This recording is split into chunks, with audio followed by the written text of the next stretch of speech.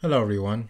I just wanted to talk real quick about the recent events that are going on in relation to the shooting, the mass shooting that took place in Connecticut.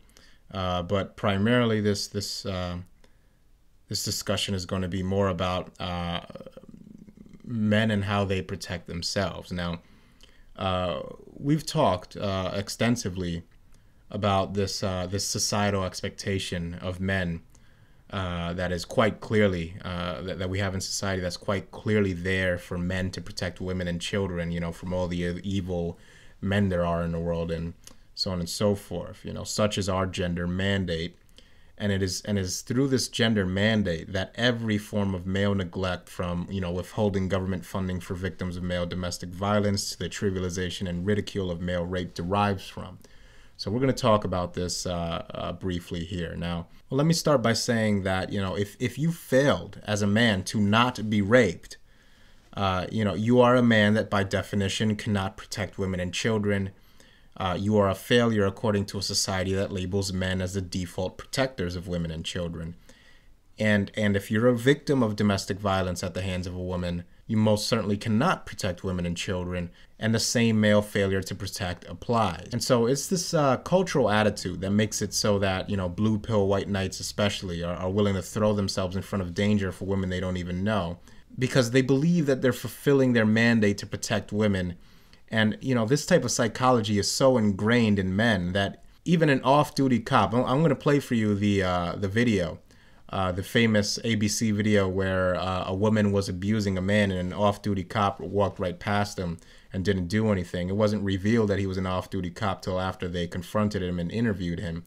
But I just want you to see the cop's commentary after he was confronted for not protecting this man that was being attacked right in front of his face, essentially assaulted by his significant other or girlfriend. But what would a cop do when a woman is abusing a man? Self-centered. Hi, guys. Why not call 911? What they would have, they would just have a little tiff. They'd be all right. I find it upsetting. I would find it more upsetting if he were putting his hands on her. If you're wondering why they didn't call 911, well, he's a cop. What I saw, I didn't see. If it had been the man, Oh, without a doubt. you would have stepped in. Yeah. It's called old-fashioned views. It's a double standard. It is. What can I tell you? I mean, if you're raised the way I was raised, you don't put your hands on them, right? So basically, I wanted to show you that video because I wanted to emphasize the point that an off-duty cop, in direct view of a physically violent domestic dispute, can choose to ignore it based merely on the fact that the person being abused is male. And this is in a time where, every major police department, every major American city has, I'm sure, a robust public relations department designed to paint themselves in an acceptable light to the people they are paid to protect and serve. Meaning that all major police departments in America understand that they can only get away with what the people will let them, or at the very least, they must adhere to this perception as much as possible. And this perception states that an off-duty cop could not get away with saying, after passing by someone who was black, for example, in a similar situation, that, call it old-fashioned, it was how I was raised, and, now if it was a black guy attacking a white person, then I would definitely step in to stop it. If an off-duty cop were to say this, it would be a PR disaster for the department that he belonged to. The cop would most likely be suspended without pay or even fired. Now, I'm not implying that racism is not or cannot be ingrained in many aspects of Western society. I'm sure it is. But I can prove to you, or at least I have proved to you just now, that certain discriminations pertaining to the male gender are much more so ingrained to the point of invisibility.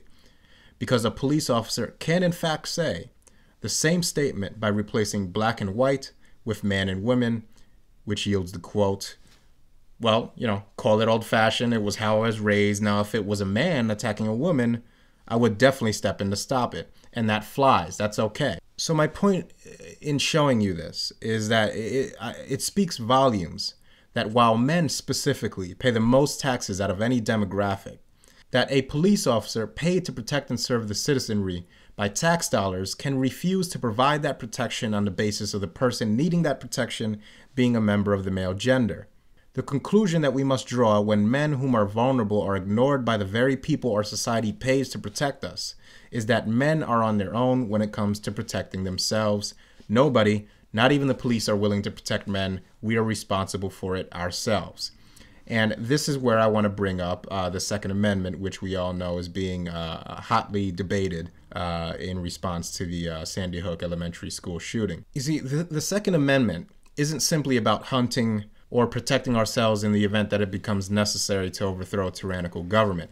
It's much, much more to men. The Second Amendment is a significant avenue for proactive male self-preservation and protection. Men don't have other people willing to jump in front of violence to protect us, as you've just seen. Even the cops themselves, who are supposed to adhere to a sworn duty to protect all citizens, will refuse to do it, and women certainly aren't willing, and of course children can't. The right to bear arms, then, is a mechanism for male independence and freedom that men should be uniquely aware of and in support of, in my honest opinion. And those that seek to control guns and to take them away from the general citizenry and men in general are either directly or indirectly seeking to control men and placing men's safety and security under threat. Now, it's common knowledge that men are almost 3 times more likely to become a victim of violent crime. We simply cannot afford to take the one surefire method of protection that men have left away from them, and as such, I am not, absolutely not, a supporter of gun control, period. Which brings us to the Sandy Hook Elementary shooting. Now, I'm going to say as little as possible about the shooting itself, other than the fact that I'm of the opinion that visiting any harm onto children whatsoever is possibly the worst crime you can commit in this world. I mean, it's just off limits. You do not harm children. And so, you know, that should speak volumes about what it is I feel towards someone that would shoot up an elementary school.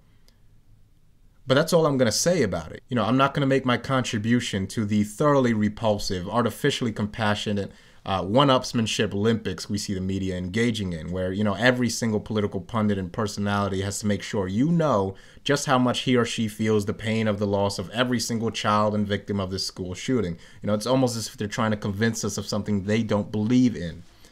You know, because, of course, everybody knows that we're drone striking all sorts of, you know, schools and weddings half a world away, essentially almost probably on a daily basis, and nobody's saying anything then. But, you know, I'm getting off topic now. The actual aspect of the media's reaction that actually worries me is this current push for gun control that they're leveling, which is probably the most fervent I've ever seen. And it's pushed by these same hypocrites that are penning these, you know, toxic, wayward masculinity as the cause of mass murder and school shootings narratives.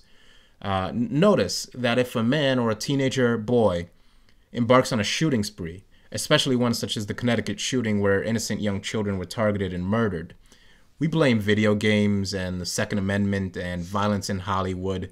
You know, we blame a myriad of things that normal people use every day, ranging from, you know, for purposes ranging from self-defense to entertainment. But more importantly, we blame maleness itself. You know, the very act of existing as a male is pathologized for the actions of a handful of very disturbed psychopathic individuals, which happen to be male. But you know what's interesting is that, you know, when Andrea Yates killed her 7, 5, 3, and 2-year-olds, as well as her 6-month-old. What did we see then? You know, or more importantly, what did we not see? We didn't see any talk of qualities inherent to the feminine to explain the murders of innocent children. And in fact, we bent over backwards to explain it away, you know, postpartum depression and whatnot. And, you know, we continue to do this. We go out of our way to infer that the women who do this, the women who kill their own children, for example, and this is a woman who killed 5 children, you know, so it's not that far off from the 20 children that this gentleman killed. You know, we go out of our way to infer that the women who did this, you know, deviated from the inherent non-violentness of female kind due to some, you know, chemical imbalance or whatever other excuse we can find. Essentially, we live in a society where an act of mass murder perpetrated by a male is an indictment of masculinity, while an act of mass murder committed by a woman is an anomaly of female kind, and yet the facts show that when it comes to which gender is more likely to kill children, it is women, not men, doing this in the majority. I've read articles in the Huffington Post even, a feminist screed, where it says that women kill over 100 of their own children every year. That's more than a Columbine, Virginia Tech, and Sandy Hook Elementary combined, just to put it in perspective.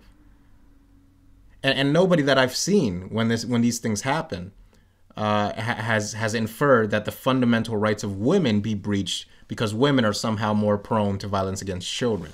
We don't blame female kind for the likes of Andrea Yates, and I'll not sit here and tolerate a bunch of self-loathing, bigoted women and liberal proselytizers telling us that the blame for Adam Lanza or Dylan Klebold or whatever psychopaths currently holds their fancy lies on masculinity and manhood. As you know, on this channel, I encourage men to reject the left-right political binary and just assess things as they are and judge them for themselves.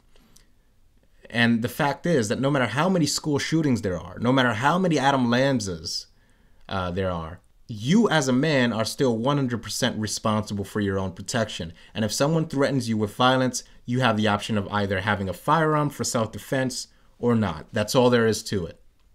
That's the only decision you have to make in terms of the gun control debate. That's it. And lastly, let's talk about mental health for a second. There's all this talk about how we need better methods of identifying these mental illnesses before these boys slip through the cracks, and all this talk about identifying the warning signs and so on. Maybe we should ask ourselves why, if this is such a male problem, why is it that as you analyze the distribution of gender among our nation's educators, we notice that the younger boys are, the more likely they are to be surrounded in the majority by female teachers who quite frankly don't understand their needs and how they develop, to the point that they would rather administer all sorts of medications like Ritalin after they've pathologized normal boy behavior at that point, at that stage in development, as a disease, ADHD or what have you.